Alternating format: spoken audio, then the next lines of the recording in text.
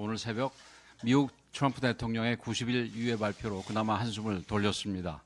다행히 지난 화요일 한덕수 대통령 권한대행과 미국 트럼프 대통령 간 첫 정상 전화통화가 성공적으로 이루어졌습니다. 그간 대통령 탄핵 사태로 우리의 대응이 다소 늦을 수밖에 없었고 민주당이 권한대행까지 억지 탄핵하는 바람에 더 늦어졌는데 지금부터라도 부지런히 전략적으로 움직여야 할 것입니다. 어제부터 미국의 상호 관세 25% 부과가 시작되면서 걱정이 컸는데 오늘 새벽 미국 트럼프 대통령의 90일 유해 발표로 그나마 한숨을 돌렸습니다. 일단 10% 상호 관세는 유지되기 때문에 앞으로의 협상이 정말 중요해졌습니다. 다행히 지난 화요일 한덕수 대통령 권한대행과 미국 트럼프 대통령 간 첫 정상 전화통화가 성공적으로 이루어졌습니다. 28분간 통화 이후 트럼프 대통령은 한국과 일본을 우선 협상 대상으로 언급했고 긴밀한 동맹이자 교역 파트너를 우선시하고 있다는 입장을 내놓았습니다. 양국 정상 간 직접 소통을 통해 통상 외교의 돌파구를 마련했다는 점에서 한덕수 권한대행의 대응이 매우 효과적이고 적절했다고 평가합니다. 그간 대통령 탄핵 사태로 우리의 대응이 다소 늦을 수밖에 없었고 민주당이 권한대행까지 억지 탄핵하는 바람에 더 늦어졌는데 지금부터라도 부지런히 전략적으로 움직여야 할 것입니다. 한국과 미국은 단순한 교역 상대국이 아닙니다. 양국이 산업구조적으로 맞물려 있는 진짜 동맹국이며 조선, 에너지, 원자력 등의 핵심 산업에서 상호 보완적 역할을 하는 운명 공동체라고 할 수 있습니다. 이런 점들을 미국 정치권과 조야에 강력하게 설명하고 설득해야 합니다. 통상교섭본부장을 비롯한 정부 고위급 인사들이 협상을 벌이고 있지만 이것만으로는 힘에 부칠 수밖에 없습니다. 범국가적 대응 체계를 즉시 가동해서 정부와 국회, 공공과 민간이 손을 잡고 함께 뛰어야 할 것입니다. 또한 수출기업에 힘을 보태고 내수 시장을 살리기 위해 정책적 마중물도 조속히 투입해야 합니다. 정부가 추진 중인 추경안에는 산불 피해 복구와 민생 회복뿐만이 아니라 통상 환경 변화에 대처하기 위한 예산도 포함되어 있습니다. 그러나 이처럼 심각한 위기 국면에도 국회는 제 역할을 하지 못하고 있습니다. 시급한 현안을 풀기 위한 국회의장과 양당 원내대표회 등은 우원식 의장의 개헌 제안에 대한 민주당의 목리로 무산되고 말았습니다. 한시가 급한 마당인데 국익보다 정파적 이해득실만 따지는 민주당을 보면 과연 책임 있는 공당의 모습인지 한숨부터 나옵니다. 지금은 정치적 계산이 아니라 적극적 실행이 필요한 때입니다. 기업이 살고 수출이 살아야 국가 경제도 일어설 수 있습니다.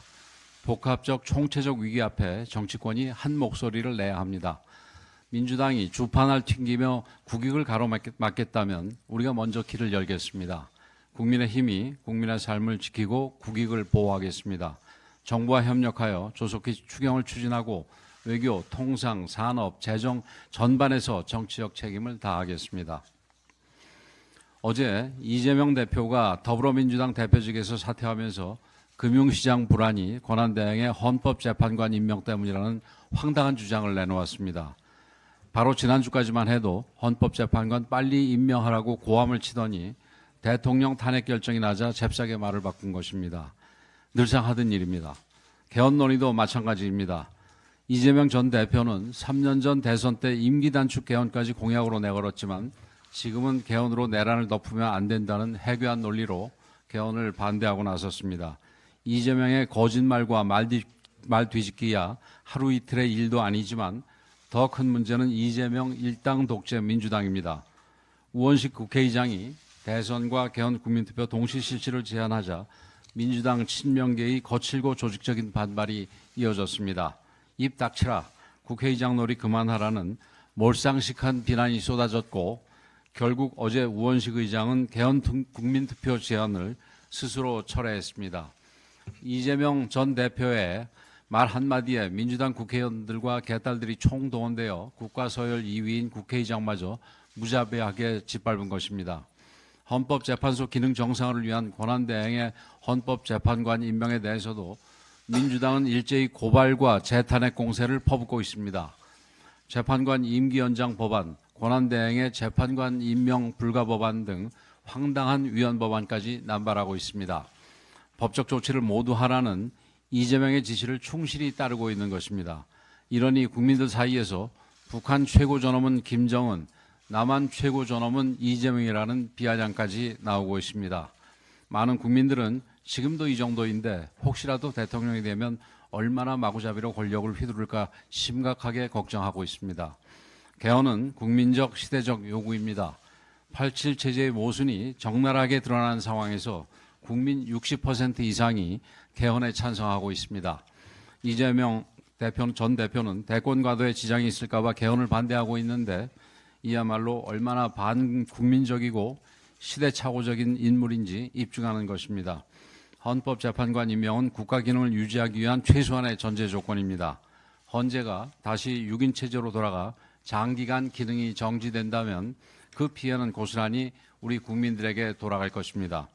그런데도 자기 정치적 이익을 위해 권한대행을 겁박하는 행태야말로 스스로 대통령이 된 걸로 착각하는 것입니다.